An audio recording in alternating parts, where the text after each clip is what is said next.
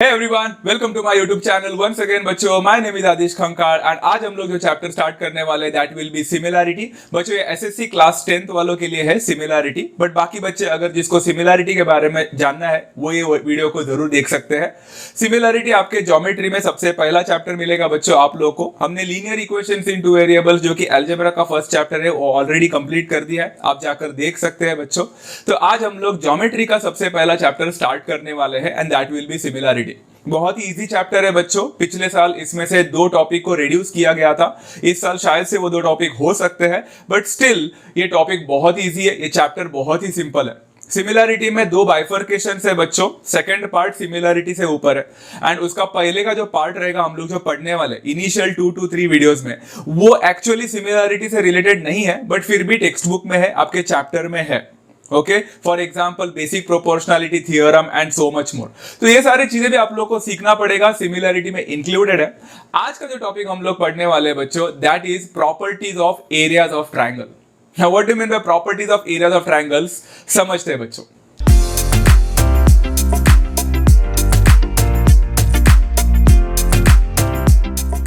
Okay बच्चों, before I start with the properties of areas of triangles, कुछ basic concepts 5 minute में पहले खत्म करते हैं इन ऑर्डर टू अंडरस्टैंड बच्चों कि इसमें रिलेटेड होता क्या.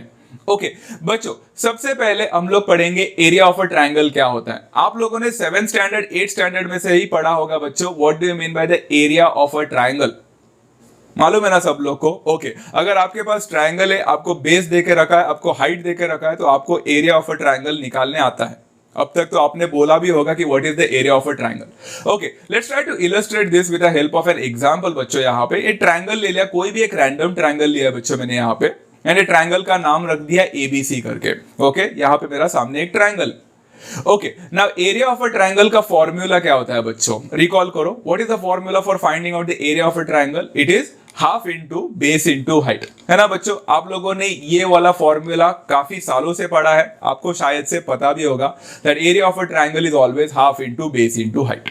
ओके, इज इक्वल टू बच्चों हाफ इंटू अब बेस. अब यहाँ पे बेस कौन सा ले?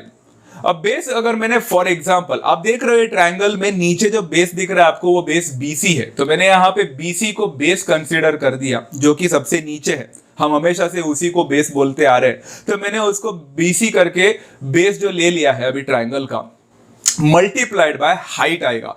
अभी हाइट क्या होता है बच्चों? Height is always a perpendicular distance जो कि बेस के ऊपर होता है. बेस को एक परपेंडिकुलर एक हाइट आ जाता है बच्चों, सबको पता होगा, जिसको ऑल्टीट्यूड करके भी बोला जाता है. तो यहां पे मैंने क्या किया मालूम है, बीसी को एक परपेंडिकुलर लाइन बना दिया जो कि ए से गुजरता हुआ बीसी को टच हो रहा है, and that is perpendicular to it. ये हो गया उसका हाइट. मान के चलती कि जो नया परपेंडिकुलर आपको मिला है वो बीसी को पॉइंट डी में टच करके यहां पे मीट हो रहा है. So what will be the height of this particular segment? यहाँ पे AD हो जाएगा. So आपको एरिया ऑफ अ ट्रायंगल निकालना आ गया.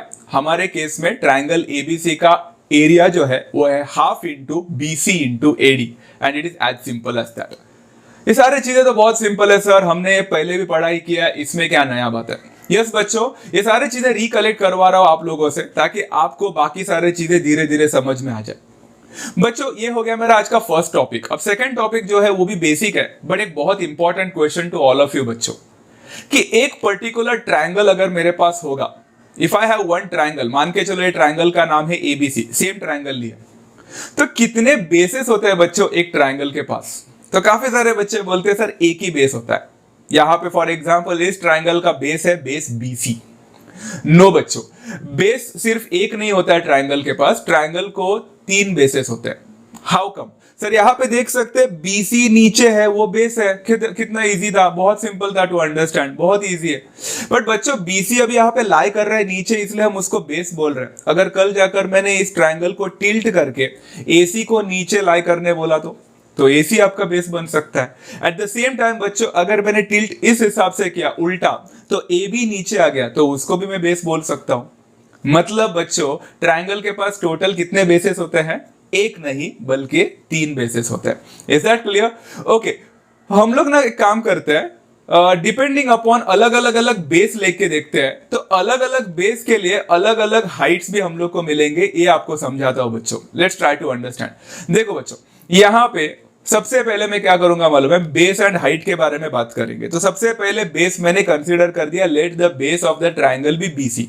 अगर मैंने इस ट्राइंगल का बेस बीसी कंसीडर कर दिया तो इसका हाइट पता है क्या होगा? इसका हाइट रहेगा बच्चों बीसी से परपेंडिकुलर एक लाइन जो कि डी पे यहां पे मीट कर रहा है, तो और corresponding height will be AD. तो अगर इस ट्राइंगल का बेस बीसी होता है तो उसका करस्पॉन्डिंग हाइट एडी होता है। करस्पॉन्डिंग, ये वर्ड पे मैंने ज्यादा जोर दिया है बच्चों, क्योंकि ये जो हाइट है एडी वो बेस बीसी को करस्पॉन्ड कर रहा है। वेरी सिंपल टू अंडरस्टैंड, मतलब जिस ट्राइंगल का बेस बीसी होगा उसका हाइट एडी होगा इस पर्टिकुलर एग्जांपल में। ओके, अगर बच्चों मैंने ये सारे चीजें निकाल दी, कल मैंने सोच लिया कि मुझे बेस बीसी नहीं लेना है, मुझे कुछ और बेस लेना है यहाँ पे, तो अगर मैंने बीसी के जगह पे अगर एसी को बेस कंसीडर कर लिया, एसी, तो क्या मेरा हाइट एडी रहेगा अभी? बिल्कुल नहीं बच्चों, बिकॉज करस्पॉन्डिंग हाइट निकालने के लिए मुझे एसी से परपेंडिकुलर एक लाइन चाहिए, तो एडी तो बिल्कुल भी नहीं हो सकता, मुझे यहां से बी से एक लाइन को ऐसा पास करना पड़ेगा जो कि एसी से परपेंडिकुलर हो। लेट दैट लाइन जो पास हो रहा है बच्चों सेगमेंट, वो एसी को एक पॉइंट में मीट कर रहा होगा, फॉर एग्जांपल ई। तो बच्चों जब मैंने बेस एसी लिया तो मेरा हाइट बदल गया, मेरा हाइट चेंज होकर अभी एडी से बी में कन्वर्ट हो चुका है। Is that clear to everyone? So what is the height of the base BC? The corresponding height is AD. But अगर मेरा बेस AC रहेगा तो मेरा हाइट क्या रहेगा? The corresponding height will be BE. Change हो रहा है, सिंपल। ओके, वैसे बच्चों मैं एक और बेस को ले सकता हूं यहाँ पे। लेट्स ट्राई टू कंसीडर, अभी तुम लोग को पता चल ही चुका रहेगा कि मैं कौन से बेस के बारे में बात कर रहा हूं बच्चों। लेट्स ट्राई टू अंडरस्टैंड कि बेस अभी ए बी लेते हैं हम लोग यहाँ पे। अगर मैंने ए बी बेस लिया तो मेरा फिर से हाइट बदलने वाला है, it's going to change, right. तो परपेंडिकुलर डिस्टेंस निकालना पड़ेगा right from the opposite vertex जो कि सी से गुजर रहा है। तो अगर यहाँ से सी से गुजरा, यहाँ पे एक परपेंडिकुलर आ गया, let that meet at point A B को कहीं पॉइंट एफ पे मीट करेगा, ऐसा समझ लेते हैं। तो हमारे यहाँ पे हाइट हो जाएगा C F. It's a very very very simple thing to understand. समझ में आया बच्चा? तो पर्टिकुलरली हमने क्या सीखा यहाँ पे, एक ट्राइंगल के पास टोटल कितने बेसेस होते हैं? 3 बेसेस होते हैं। जो मर्जी का आप बेस चाहो वो ले सकते हैं। एंड बच्चों along with the 3 bases a triangle has 3 corresponding heights as well. So please याद रखना बच्चा, ये वर्ड बहुत ही इंपॉर्टेंट है, मैंने हाईलाइट करके रखा है। A triangle has 3 bases and 3 corresponding height. उस बेस से करस्पॉन्ड करने वाले 3 अलग अलग हाइट आपको मिल जाएंगे। Is that clear to every students बच्चों? ये बेसिक शायद से आपको समझ में आ चुका है अभी। ये बेसिक कहीं ना कहीं तो यूज होने वाला है, दैट्स व्हाई मैंने ये पढ़ाया। अभी आते हैं आज का मेन टॉपिक के ऊपर बच्चों। आज का मेन टॉपिक है बच्चा the property of areas of triangles. Triangles, कितने ट्राइंगल्स की बात हो रही है सर? 2। हम लोग 2 ट्राइंगल कंसीडर करने वाले हैं एंड उनका एरिया लेने वाला है। एंड आपको पता है जब 2 ट्राइंगल का एरिया लिया जाता है तो कुछ प्रॉपर्टीज आ जाते हैं हमारे सामने। ये प्रॉपर्टीज आपको 2 मार्क या 3 मार्क के लिए क्वेश्चन आ सकते हैं या फिर 1 मार्क के लिए भी आ सकता है बच्चा। सो प्लीज अच्छी तरह से समझ लेना।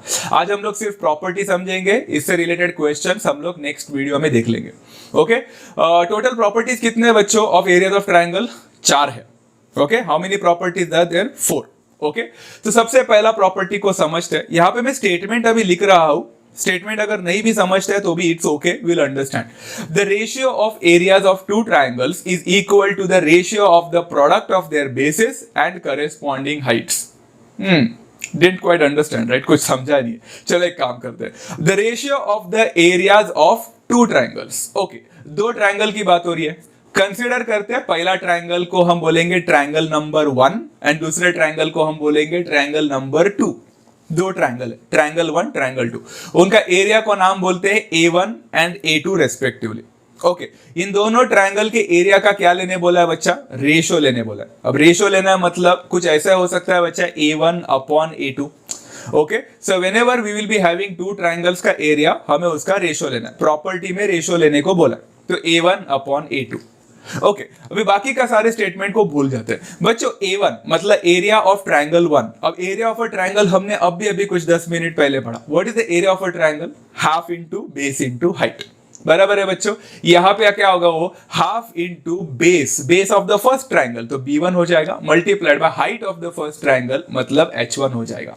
सिंपल है, ये एरिया 1 हुआ अपॉन A2 मतलब एरिया ऑफ ट्रायंगल 2 मतलब half into base of the second triangle that is B2 multiplied by height of the second triangle मतलब H2। अगर आप ध्यान से देखोगे बच्चों यहां पे तो आपको पता चलेगा कि ऊपर और नीचे हाफ और हाफ सेम है, वो कैंसल आउट हो जाएगा। So what will be the remaining thing over here बच्चा? A1 upon A2 will always be equal to B1 multiplied by H1 divided by B2 multiplied by H2। Simple था बच्चों, यही है हमारा सबसे पहला प्रॉपर्टी बच्चों। कितना इजी था ना, बहुत ही सिंपल प्रॉपर्टी है। A1 upon A2 is equal to B1 into H1 upon B2 into H2। अब मैं फिर से स्टेटमेंट को पढ़ता हूं। अभी आप क्या करोगे मालूम है, स्टेटमेंट को भी पढ़ना एंड नीचे भी देखना एंड कंपेयर करना, आपको भी समझ में आ जाएगा। देखो, the ratio of the areas of two triangles मतलब A1 upon A2 is equal to the ratio of the product of that. Product का मतलब क्या होता है बच्चा? प्रोडक्ट मतलब multiplication of the bases and corresponding height. Base and corresponding height का product लेकर उसका रेशियो निकालना, ये होता है ratio of the areas of two triangles A1 upon A2 and it is as simple as that।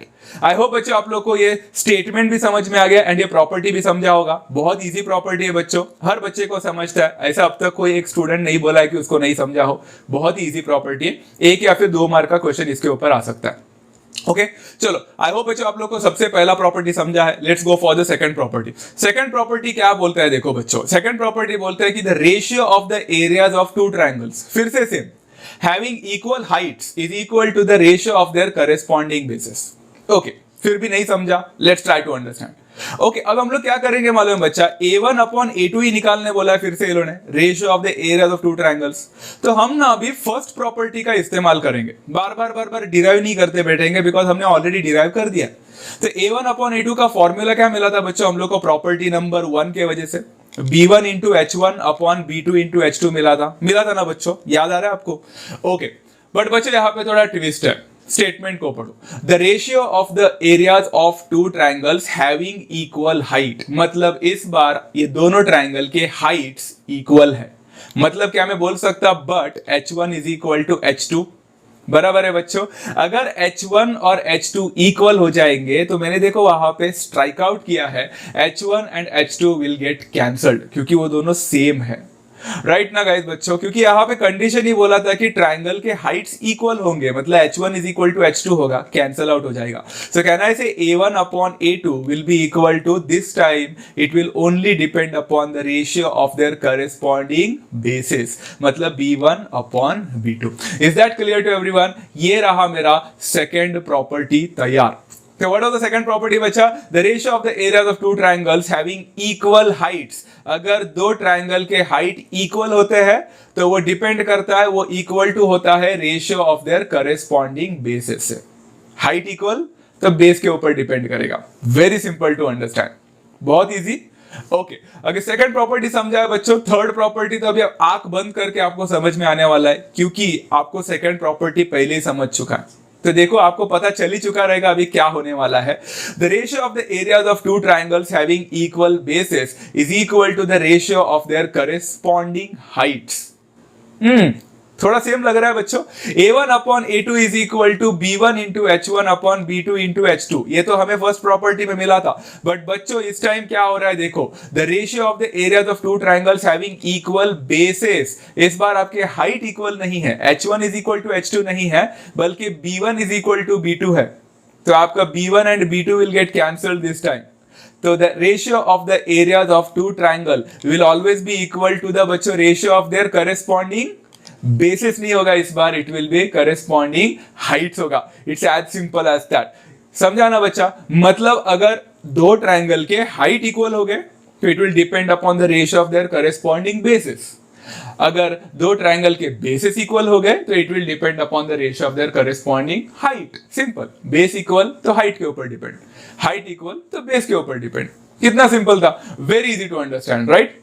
Okay, चलो अभी third property आपको समझ में आ गया, बॉक्स में डाल दिया है यहाँ पे। तो फोर्थ प्रॉपर्टी के पास भी जाते हैं अभी। Now what is the fourth property to understand over here? It's very simple. आपको अब तक तो पूरा आइडिया आया ही होगा बच्चों, बट फिर भी दे देता हूं कि इस बार क्या होने वाला है। The areas of the two triangles having equal bases and equal heights are always equal. Okay, twist है, समझा? A1 upon A2 is equal to B1 into H1 upon B2 into H2। ये तो हमारा फर्स्ट प्रॉपर्टी था, same to same mark किया। Okay, second property में हमारा height same हो गया था, थर्ड प्रॉपर्टी में हमारे बेसिस सेम हो गए थे। अब फोर्थ प्रॉपर्टी में इक्वल बेस भी बोला है, हाइट भी इक्वल बोला है, मतलब this time my bases are also the same, height is also the same. जब बेस भी सेम हो जाता है तो बेस तो कैंसल आउट हो ही जाएगा, हाइट भी सेम रहेगा तो हाइट भी कैंसल आउट हो जाएगा, सारी चीजें कैंसल आउट हो जाएंगे, तो मिलेगा क्या बच्चों? जीरो नहीं।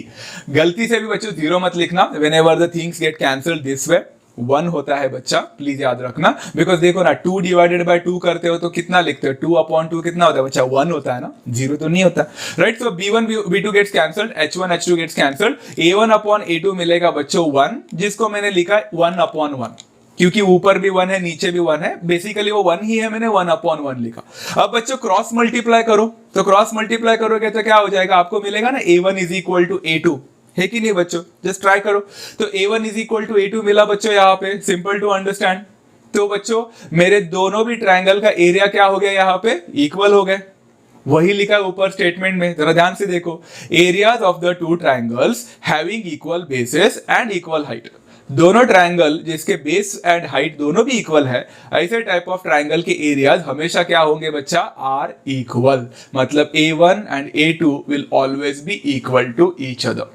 कुछ बच्चे बोलते हैं sir A1 is equal to A2 लिखना जरूरी है क्या? A1 upon A2 is equal to 1 लिखेगा तो चलेगा नहीं क्या? चलेगा बच्चों, कैसे भी चलता है, बट दोनों टाइप में पूछा जाता है एग्जाम में, तो you can go anyhow. A1 is equal to A2 लिखो या A1 upon A2 is equal to 1 लिखो, चलता है। Second most important frequently asked question ये होता है, सर ये 4 प्रॉपर्टी आपने जो बताया इसके डेरिवेशन आपने जो किया है, अभी डिराइव करके दिखाया है, क्या ये डिराइव करने वाली चीजें एग्जाम में आने वाली? द आंसर इज बिल्कुल भी नहीं, no, these derivations are not going to come. ये सिर्फ मैंने आपको समझाने के लिए बताया है, आपको ये 4 प्रॉपर्टीज को समझना है अच्छी तरह से, एंड इसका जो रिजल्टेंट आया है उसको समझना है। ओके, आप इस रिजल्टेंट को अच्छी तरह से एक नोटबुक में फेयर बना के लिख सकते हैं बच्चों। अदरवाइज आई स्टार्टिंग बच्चों अभी मैं धीरे धीरे सारे नोट्स आपको पीडीएफ में कन्वर्ट करके देने का सोच रहा हूं, सो डोंट वरी, वो भी धीरे धीरे आ जाएगा। Okay, as soon as you start studying and all this things. अभी वेकेशन चल रहे हैं इसलिए many of the people are not watching videos, but some day or the other when you will start watching, मैं पूरा PDF भेज दूंगा ताकि आप लोग को ये सारी चीजें पढ़ने में आसानी हो जाए। ओके, सो आज के सेशन में बस इतना ही बच्चों, क्योंकि मैंने सोचा कि सबसे पहले आपको प्रॉपर्टी समझा दिया जाए अच्छी तरह से। Once you are understanding the property very well, we will start with the examples of this. तो in our next video we will be starting with the examples related to this property only. तो सबसे पहले उधर जाने से पहले ये वाला अच्छी तरह से पढ़ लेना, समझ लेना, फिर ही वो पढ़ लेना। ओके, सो बच्चों do subscribe to this channel if you haven't subscribe to this channel yet, and like करना ना भूले बच्चों, and share this video to as much students and your friends as possible. We will meet you in the next session बच्चों, तब तक do take care of yourself, love you all, thank you so much, bye.